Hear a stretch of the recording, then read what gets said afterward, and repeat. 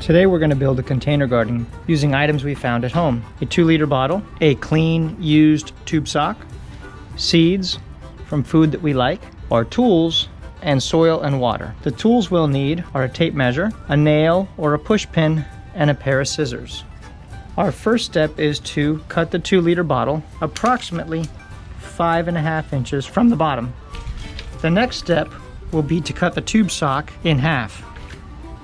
We will take the calf and shove it into the toe.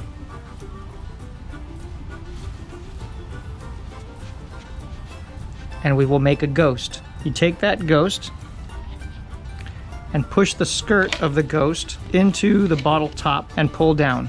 It should look like this. The next step is to add water to the bottom of our container. This is called the reservoir. This is the part where we use our nail or even our razor knife. You see we made some cuts. You just want a few little holes. This is going to hold the soil medium. What do you think will happen when this sock touches the water? Can you see the water rising on the sock? The water is going up higher than the water level of the container. A smart thing to do is to write the name of the seed, the student, and the date on the reservoir portion so you can see who it belongs to and what they're growing. With time, through the process of capillary action, the top of this sock will be wet. The next step is to add our basic potting soil. It's a good idea when you're starting it out to add a little water as you go, just to get it started.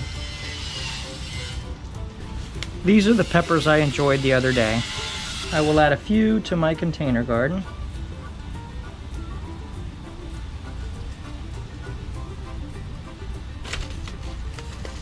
Add a little water at the initial install. Then you find a safe place to put it in the sun, but where the rain won't wash it out. To maintain this garden, you watch the water level. When it gets too low, you twist the bottom and top apart and add water to the reservoir. Here is our finished product. To maintain it, as the water gets low, you twist off the top with the help of a friend or a parent or a sibling, and you put water inside, and through capillary action the plant will be watered to the soil. What part of the plant will be in the soil? That's right, roots. The rest of the plant will come up through the top. Have fun looking at the stem and the leaves and the flowers grow, and good luck with your harvest.